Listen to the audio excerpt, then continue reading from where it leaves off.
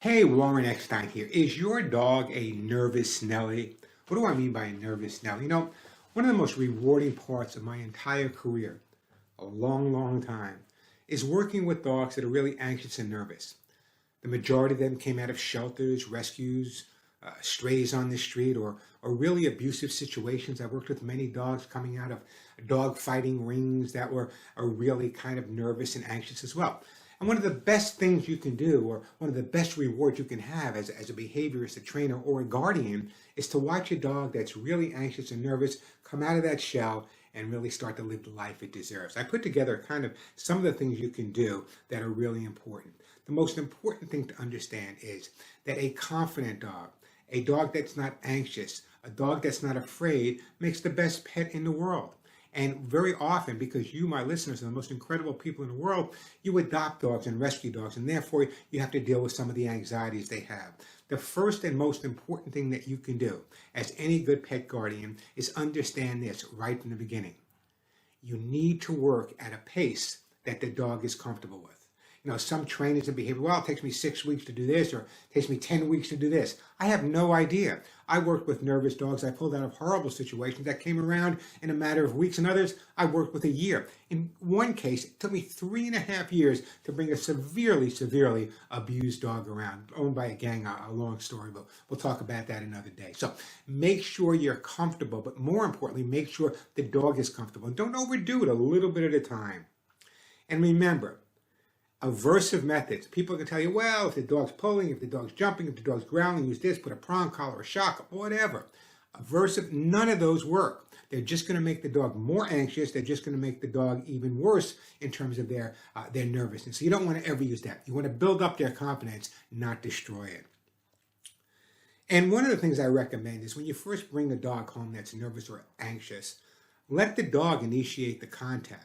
You've got a new dog, you want to go over, you want to jump on top and play, but very often we don't know the background of the dog. So let the dog initiate it. Let him come to you a little bit at a time, and when he feels ready to do more physical stuff with you, believe me, he'll let you know. And when you approach the dog, it's really important to make sure that your body language doesn't feel threatened. Many of these dogs were hit. Many of these dogs were kicked. Many of these dogs were yelled at. Many of these dogs were abused in so many different ways, and that's why they're nervous. And we don't want nervous dogs. We want dogs with self-image. We want dogs with confidence. And here's another thing that I stress all the time, and this is important. We often have the tendency to say, good boy when they sit, good dog when they stay, good dog when they come, and that's great. But how about just saying good dog when they're just doing nothing? They're being good. They're laying around. They're hanging out. They're reading a book. They're watching TV, whatever they're doing. I do that all the time with Molly. Hey, guys, you're so good. I love you. So don't just tell the dogs they're doing something right when they're doing something. Even when they're just being themselves, it's important as well. Just tell them how wonderful they are. And I think the importance of me having this conversation with you is to let you understand that very often, and this is what really makes me crazy, how many times, and so many of my people are involved in rescue, you go to a shelter and say, well, this dog was adopted out, brought back, adopted out again, brought back, adopted out again, brought back. Makes me crazy, makes me cry, makes tears in my eyes. That poor dog, what has he been through? So just remember this. I urge you, if you're looking for a best friend, adopt, rescue. They make the best dogs in the entire world. But remember, sometimes they come a little anxious. They may come with a little nervous. But the most important thing you need to do, and this is what really separates me, and I guess some people think I'm a little crazy, it's not always a matter of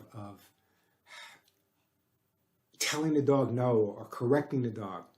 The most important thing we can do, and I say this a lot, over 40,000 dogs I've worked with, the most important thing we can do is build up their confidence and build up their self-image. Just like a person who feels good about themselves, they don't go around jumping in everyone's face all the time. It's the person that lacks the confidence, that lacks the self-image, that's the more assertive, aggressive person. Same thing with our dogs. So remember, if you have a dog and it's nervous, they'll get through it. Let the dog work at his pace. Let him know you love him. Let him know how good he is. Little steps. And I promise you, one day, you're going to call the pet show and say, Warren, you were right. I adopted this dog. He was a nervous Nellie, or she was a nervous Nellie. You know what? Now she's my best friend in the whole wide world.